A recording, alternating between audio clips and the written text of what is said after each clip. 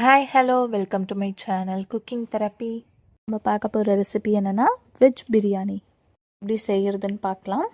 On பண்ணி பிரியாணி பாத்திரத்தில் 2.5 table spoon அளவுக்கு எண்ணெய் விட்டு எண்ணெய் காஞ்சதும் பட்டை, லவங்கம், ஏலக்காய், பிரியாணி இலை இதெல்லாமே சேர்த்து 1/2 டேபிள் ஸ்பூன் அளவுக்கு சோம்பு ஆட் பண்ணிவிட்டு இதெல்லாமே நல்லா பொரிஞ்சு வந்ததும் 3 சைஸ் பெரிய வெங்காயத்தை பெருசு பெருசாக நறுக்கி வச்சுருக்கேன், அதையும் ஆட் பண்ணிக்கலாம்.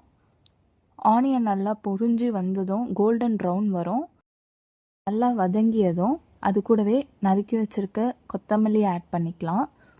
இதெல்லாமே சேர்த்து 5 செகண்ட் வரைக்கும் நம்ம வதக்கணும். அடுத்து புதினா ஆட் பண்ணிக்கலாம். புதினா நல்லா வதங்கி வந்ததும் 1 டேபிள் ஸ்பூன் அளவுக்கு இஞ்சி பூண்டு பேஸ்ட் ஆட் பண்ணிக்கலாம். எல்லாத்தையும் ஒன்று சேர்த்து கலந்து விட்டு வதக்கி எடுத்ததும் 2 பச்சை மிளகாவை 2ஆக கட் பண்ணி ஆட் பண்ணியிருக்கேன் நான். இது எல்லாமே வதங்கி வந்ததும் இதில் 1/2 டேபிள் ஸ்பூன் போல் மஞ்சத்தூள் ஆட் பண்ணியிருக்கேன், 2 டேபிள் ஸ்பூன் போல் வெறும் மிளகாத்தூள் ஆட் பண்ணியிருக்கேன், 2 டேபிள் ஸ்பூன் போல் பிரியாணி மசாலா மட்டும் நம்ம ஆட் பண்ணிக்கலாம். எல்லாமே ஒன்று சேர்த்து வதக்கி பச்சை வாசனை போகிற வரைக்கும் வதக்கி எடுத்து மசாலானா நல்லா பச்சை வாசனை போனதுக்கப்புறம் 3 தக்காளி பழத்தை பொடியாக நறுக்கி இதில் சேர்த்துருக்கேன்.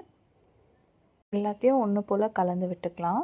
தக்காளி நல்லா குழஞ்சி வெந்து வந்ததும் இது கூட நம்ம அரைஞ்சி வச்சுருக்க கேரட், பீன்ஸ் நான் சேர்த்துக்கிறேன். 1 கப் சோயாவை சுடு தண்ணியில் ஊற வச்சு இதில் சேர்த்துக்கிறேன். இப்போ இது எல்லாத்தையும் ஒன்று போல் எல்லாத்தையும் கலந்து விட்டுக்கலாம். எல்லாமே கலந்து காய் நல்லா வெந்து வந்ததும் 1 கிளாஸ் அரிசிக்கு 1.5 கிளாஸ் போல் தண்ணி இதில் சேர்த்துக்கிறேன். நான் இப்போ எடுத்துருக்கிறது பாஸ்மதி அரிசி எடுத்திருக்கேன். ஸோ இதுக்கு நான் 1 கிளாஸுக்கு 1.5 கிளாஸ் அளவு தண்ணி சேர்த்துக்கிறேன்.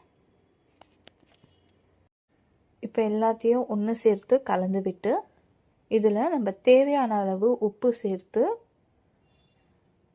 தண்ணி நல்லா கொதி வர வரைக்கும் இதை நம்ம மூடி வைக்கலாம். 5 நிமிஷத்துக்கு அப்புறம் நல்லா கொதி வந்திருக்கும். இப்போது அரிசி சேர்த்துக்கலாம். நம்ம நல்லா ஒன்று போல் எல்லாத்தையும் கலந்து விட்டு ஆஃப் லெமன் சேர்த்துக்கிறேன். இதில் லெமன் சேர்த்து நீங்கள் மூடி போட்டுருங்க. ஒரு 5 நிமிஷத்துக்கு அப்புறம் நீங்கள் ஓப்பன் பண்ணி பார்த்தீங்கன்னா நல்லா உங்களுக்கு ஃபைனாக ஒரு 80% வெந்திருக்கும். இதை சிம்மில் வச்சு நீங்கள் தம் போட்டுடலாம்.